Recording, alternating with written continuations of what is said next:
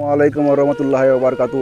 তো দেশ বিদেশ থেকে যারা আমার ভিডিওটি দেখছেন অবশ্যই লাইক কমেন্ট শেয়ার করবেন, এবং যারা সৌদি আরব থেকে দেখছেন তো অবশ্যই পাশে ফলো দিবেন। আর যারা ফেসবুক থেকে দেখছেন ফলো দিয়ে পাশে থাকবেন, এবং যারা ইউটিউব থেকে দেখছেন আমার ভিডিওটি তো অবশ্যই সাবস্ক্রাইব করে পাশে ঘন্টাটি যাবেন। তো আজকে আমি এসেছি সৌদি আরবে একটি ইম্পর্ট্যান্ট ভিডিও নিয়ে, যে সৌদি আরবে যারা যারা আসতে চান নতুন অবস্থায়, তো তাদের কি কি সমস্যা হতে পারে, বা কি ধরনের সমস্যা হতে পারে, এবং কি সমস্যার সম্মুখীন হতে পারেন, বা কি করতে হবে, এবং কি লাগবে, কি জিনিস নিয়ে আসতে হবে, সমস্ত খুঁটিনাটি তথ্য আমি এই ভিডিওর মাধ্যমে বলার চেষ্টা করব। তো ভিডিওটি শুরু থেকে শেষ পর্যন্ত অবশ্যই দেখবেন, আর বিন্দুমাত্র স্কিপ করবেন না। স্কিপ করলে আপনারা বুঝতে পারবেন না, তাই স্কিপ না করে শুরু থেকে শেষ পর্যন্ত অবশ্যই দেখবেন। বন্ধুরা, আপনারা যারা এই চ্যানেলে নতুন এসেছেন অবশ্যই সাবস্ক্রাইব করে পাশে ঘন্টাটি অবশ্যই বাজাবেন, নোটিফিকেশনটি অল করে দেবেন, যাতে যে কোনো ভিডিও আমি করার সঙ্গে সঙ্গে আপনারা পেয়ে যান। তো অবশ্যই সাবস্ক্রাইব করবেন এবং পাশের যে ঘন্টাটি আছে অল করে দেবেন। তো চলুন দেরি না করে, আপনার মূল্যবান সময় নষ্ট না করে চলুন ভিডিওর দিকে যাওয়া যাক।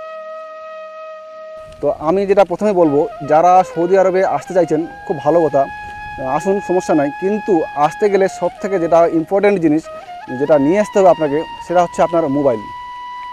এই মোবাইল যদি আপনি না নিয়ে আসেন তো বিভিন্ন ধরনের বিভিন্ন সমস্যার সম্মুখীন আপনাকে হতে হবে পারে। তাই আপনাকে অবশ্যই আনতে হবে মোবাইল। এই মোবাইলটি দিয়ে আপনাকে অনেক ধরনের কাজ এবং অনেক কিছু করতে হবে, এবং অনেক কিছু জানার আছে, অনেক কিছুই উপকার করবে আপনার এই মোবাইল। মোবাইল যদি আপনি না নিয়ে আসেন তো আপনি কিছুই বুঝতে পারবেন না, এই দেশের হালচাল, এই দেশের ভাষা, এই দেশের সংস্কৃতি, সব কিছু তালগলে হারিয়ে ফেলবেন। তাই আপনাকে অবশ্যই আনতে হবে মোবাইল। মোবাইল নিয়ে আনার একটা উদ্দেশ্য হচ্ছে আপনার কী কারণে আপনি মোবাইল নিয়ে আসবেন, বা কেনই বা মোবাইল নিয়ে আসবেন, মোবাইল আনতে গেলে কী করতে হবে, বা কেনই নিয়ে আসবেন। তো সমস্ত খুঁটিনাটি তথ্য আমি আপনাকে বলছি। মোবাইলটা আনার উদ্দেশ্য হচ্ছে আপনাকে, যখন আপনি নতুন আসছেন অন্য দেশ থেকে, এয়ারপোর্ট থেকে আপনি সৌদি আরবের এয়ারপোর্টে আপনাকে যে নামাই দিল, তো নামাই দেওয়ার পর এই যে আপনার মোবাইলটি আছে, এই মোবাইল আপনাকে অনেক কিছু কাজ করাবে। যেমন মনে করেন আপনি যে সৌদি আরবে নামলেন, এয়ারপোর্টে নামলেন, নামার পর আপনি কোথায় যাবেন, আপনার কাছে কোনো হদিশ নেই। তো যদিও বাইরের অন্য দেশের সিম এই দেশে কাজ করবে না, তো তবুও আপনাকে মোবাইলটা নিয়ে আসতে হবে। এই কারণেই যে ওখান থেকে আপনারা ইন্টারনেট ব্যবহার করে আপনি যেখানে আসছেন, অর্থাৎ আপনার কফিল বা আপনার মালিক বা আপনি যেখানে যাবেন সেই জায়গায় যাওয়ার জন্য আপনাকে যে মোবাইল প্রয়োজন হবে। এই মোবাইল দিয়ে আপনি যোগাযোগ করতে পারবেন যে আপনার কফিল অর্থাৎ মালিক বা যার আন্ডারে আপনারা আসছেন, তো সেখানে যোগাযোগ করতে পারবেন। যেহেতু আপনি নতুন, আপনি ভাষার জ্ঞান আপনার নেই, তো সেই ক্ষেত্রে আপনি এই মোবাইল দিয়ে আপনার কফিলকে যোগাযোগ করতে পারেন, বা আপনার কফিলকে ফোন করতে পারেন। আর হ্যাঁ, অবশ্যই যারা আসবেন কফিলের আন্ডারে বা মালিকের আন্ডারে বা অন্য কোনো বিষয়ে আসবেন, যার আন্ডারে আসুন না কেন আপনারা, তো অবশ্যই আপনার মোবাইলটা নিয়ে আসতে হবে, এবং সঙ্গে আপনার মালিকের যে মোবাইল নাম্বারটি সেটা কিন্তু অবশ্যই আনতে হবে। কারণ আপনি যদি মোবাইল নাম্বার না নিয়ে আসেন তো আপনি অনেক সমস্যার সম্মুখীন হতে হবে আপনাকে। কোথায় যাবেন, এত বড় দেশ, এত বড় জায়গা, এত বড় বাড়িঘর, রাস্তাঘাট, আপনি কিছুই জানেন না, নতুন অবস্থায় আপনি কোথায় কী করবেন, তার জন্য আপনাকে সেটা আনতে হবে মোবাইল নাম্বার এবং মোবাইল। এটা খুব ইম্পর্টেন্ট জিনিস। আর যেটা আপনাকে নিয়ে আসতে হবে সেটা হচ্ছে, যখন আপনি এয়ারপোর্ট থেকে নিচে নামবেন, নামার পর ওখানে মানি এক্সচেঞ্জ বলে আপনি একটা কাউন্টার পাবেন।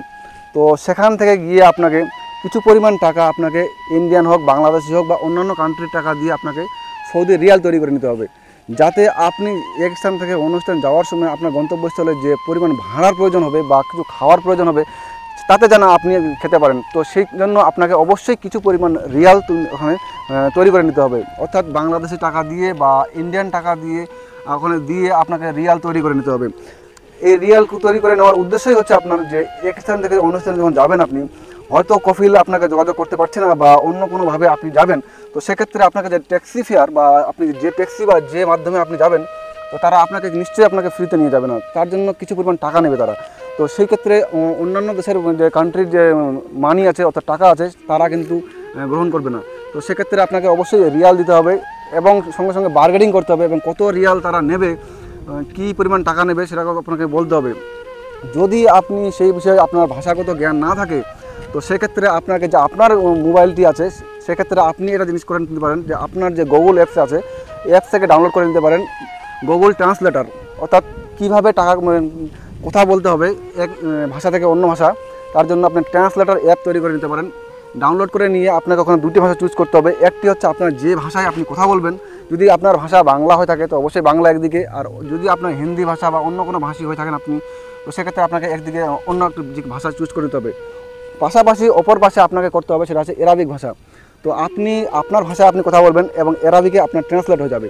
তো এই ট্রান্সলেট হওয়ার পর আপনি আপনার যে বক্তব্য রাখতে চাইছেন যার কাছে বা যার কাছে বলবেন আপনি, তো তিনি বলতে পারবেন অনায়াসে, কোনো সমস্যা হবে না। তাই অবশ্যই মোবাইলটি খুব ইম্পর্ট্যান্ট জিনিস। তো মোবাইল আনতে অবশ্যই বলবেন না। আর যারা নতুন আসতে চাইছেন তাদেরকে আমি একটাই উপদেশ দেবো যে এখানে বাইরে আসেন, আর কোনো সমস্যা নেই, টাকা কামান, পয়সা কামান, আনন্দ করেন, উপভোগ করেন, ফুর্তি করেন, সমস্যা নেই। কিন্তু সবথেকে বড় জিনিস যেটা হচ্ছে আপনাকে ধৈর্য রাখতে হবে। ধৈর্য ছাড়া কিন্তু কোনো জিনিসে সাকসেস হতে পারে না। ধৈর্য আরেক নাম হচ্ছে সাকসেস। আপনি যদি জীবনে সাকসেস হতে চান ধৈর্য আপনাকে রাখতে হবে। এখানে আপনাকে শুরুতে 2-3 মাস প্রচুর পরিমাণে পরিশ্রম করাবে। তো সেক্ষেত্রে ভয় বা পিছিয়ে গেলে হবে না। আপনাকে পরিশ্রমের সঙ্গে সঙ্গে আপনাকে নিজেকে মোটিভেট তৈরি করতে হবে যে কী করে কী করবো আমি, বা কীভাবে চলতে হবে, সমস্ত খুঁটিনার তথ্য আমি বলবো এই ভিডিওর মাধ্যমে আপনাকে। তো শুরু থেকে শেষ পর্যন্ত অবশ্যই দেখবেন। আর যারা আমার এই ফেসবুক চ্যানেলে দেখছেন তো অবশ্যই পাশে ফলো দিয়ে দেবেন, এবং যারা আমার ইউটিউব চ্যানেল থেকে দেখছেন তো অবশ্যই তারা সাবস্ক্রাইব করে পাশে ঘন্টাটি অবশ্যই বাজাবেন। কারণ সৌদি আরবের যে নতুন নিয়মকানুন বা চলার ধরন বা কীভাবে চলতে হবে সমস্ত খুঁটিনাটি তথ্য আমি আপনাদের জানাবো। একের পর এক ভিডিও আসতে থাকবে। তো অবশ্যই সাবস্ক্রাইব করতে ভুলবেন না এবং পাশে ঘন্টাটি দিতে ভুলবেন না। তো এখানকার যে খাওয়া দাওয়া সেটা হচ্ছে আপনাকে হয়তো প্রথম ভালো লাগবে না। সেটা হচ্ছে আপনার এখানে বেশিরভাগই মানুষরা, সৌদি মানুষরা খায়, যেহেতু এখানে গরম দেশ, অত্যাধিক গরম, সেই জন্য তারা বেশিরভাগ বিরিয়ানির পরিবর্তে তারা খেপসা খেয়ে থাকেন বা টক জাতীয় খাবার খেয়ে থাকেন, এবং প্রত্যেকটা খাবারের পর তারা দই জাতীয় জিনিস তারা খেয়ে থাকেন যাতে তাদের শরীরটা ঠান্ডা থাকে। তো সেক্ষেত্রে প্রথম আপনাকে খাওয়াটি হয়তো ভালো লাগবে না, রুচিসম্মত হবে না, বা কিন্তু ধীরে ধীরে আস্তে আস্তে যখন আপনার অভ্যাসে পরিণত হবে তখন কিন্তু ধীরে ধীরে দেখবেন যে আপনার খুব ভালো লাগছে। আর সবথেকে যে ভালো জিনিস যেটা হচ্ছে এখানকার জিনিস যে গাওয়া আর চা হচ্ছে আমাদের নর্মালি চায়ের মতো, কিন্তু সৌদিরা বেশিরভাগ তারা মিষ্টি খেতে কম পছন্দ করেন। এবং যে গাওয়া হচ্ছে এটা একটা মশলাদার চায়, এটা হচ্ছে মানে তারা কফি বলে থাকেন, কিন্তু আসলে এটা কফি না, এটা কিন্তু গাওয়াই বলে। তো এরা মশলা দিয়ে তৈরি করা হয় এবং চিনি দেওয়া হয় না। যারা চিনি বেশিরভাগই চিনি তারা খান না, তো মিষ্টি কম পছন্দ করেন, এরা টকটা খুব পছন্দ করেন, তাই তারা মিষ্টি খেয়ে থাকেন এখানে। তো তারা মিষ্টি খেয়ে তারা মিষ্টি খেতে চান না, মিষ্টি তারা খান না। তারা মিষ্টি না খাওয়ার পিছনে অনেক কিছু কারণ আছে। কারণ যেহেতু এখানে গরমের দেশ, তাই তারা টক বা অম্ল জাতীয় জিনিস তারা খেয়ে থাকে না। আর আপনাকে যেটা করতে হবে ধৈর্য রাখতে হবে। এখানে সৌদি আরব আসতে গেলে বা অন্যান্য আপনি যেখানে যে কোনো কান্ট্রিতে যান ধৈর্য আপনাকে রাখতে হবে। বিনা ধৈর্যে কোনো কিছু সাকসেস হবে না। আর যেটা আপনাকে জিনিস করতে হবে, একা থাকার অভ্যাস করতে হবে। আপনি যদি আপনার স্ত্রীর সঙ্গে থেকে থাকেন বা ভাইয়ের সঙ্গে বা বাবার সঙ্গে, মার সঙ্গে যদি থেকে থাকেন, তো সেক্ষেত্রে সেই অভ্যাসটি আপনাকে ত্যাগ করতে হবে। কারণ এখানে আপনাকে একাই থাকতে হবে, একাই থেকেই আপনাকে জীবনযাপন করতে হবে, কষ্ট আনন্দ উভয়কে নিয়ে আপনাকে চলতে হবে। তাই একাই থাকার অভ্যাস করতে হবে আপনাকে। রাত বিরাতে আপনার সমস্ত কিছু আপনাকে নিজেই মেনটেন করতে হবে। আর হেলথ ইজ ওয়েলথ, আপনি জানেন হেলথ ইজ ওয়েলথ, স্বাস্থ্য সম্পদ। স্বাস্থ্যটাকে আপনাকে মেনটেন করে রাখতে হবে যে কী ধরনের খাবার খেলে আমার শরীর ঠিক থাকবে বা কী খেতে হবে। তো সমস্ত সব কিছু তথ্য আপনাকে নিজেই মেনটেন করে নিতে হবে যে কী খাবো আমি বা কী খেলে আমার শরীর ঠিক থাকবে, নিজে খেতে হবে। আর স্বাস্থ্য এখানে উন্নত মানের স্বাস্থ্য আছে সৌদিদের ক্ষেত্রে। এখানে তারা বিনা পয়সায় ট্রিটমেন্ট পেয়ে থাকেন, এবং যারা বাইরে থেকে আসেন তাদের ক্ষেত্রে কিছু পরিমাণ পয়সা দিতে হয় তাদের। এবং যারা যদি মনে করেন কোনো কফিল বা কোনো মালিক যদি মনে করেন যে না তাকে আমি ফ্রিতে চিকিৎসা করাবো, সেক্ষেত্রে তারা করে দিতে পারবেন। কারণ কিছু পরিমাণ টাকা দিয়ে একটা রেজিস্ট্রেশন করতে হয় এবং তার বিনিময়ে তারা ফ্রিতে ট্রিটমেন্ট করতে পারবেন। তো অনেক কফিল করে থাকেন, ওরা আবার অনেক কফিল করেন না। তো সেটা নির্ভর করছে আপনার কফিলের উপর বা আপনার মালিকের উপর যে তারা কীভাবে আপনাকে রাখবে বা কী করে রাখবে। তো আমি আবারও দেখাবো আপনাদের যে আমি যেখানে থাকি বা আমার ভিডিওটি ঘরটা কেমন, কী ঘরের মধ্যে থাকে বা কী আছে এবং কীভাবে চলতে হবে, ঘরের মধ্যে এসি আছে কিনা বা এসি আপনাকে দেবে কিনা, আর সমস্ত খুঁটিনাটি তথ্য আমি আবার পরে ভিডিওতে জানাবো আমি আপনাদের।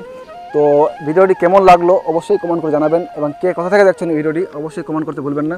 আর যারা ফেসবুক পেজ থেকে দেখছেন আমার, তো অবশ্যই ফলো দিয়ে পাশে থাকবেন। আর যারা আমার ইউটিউব চ্যানেল থেকে দেখছেন সাবস্ক্রাইব করে পাশে ঘন্টাটা অবশ্যই বাজাবেন। তো ভালো থাকবেন, সুস্থ থাকবেন, আবার দেখা হবে পরের ভিডিওতে। খোদা হাফেজ।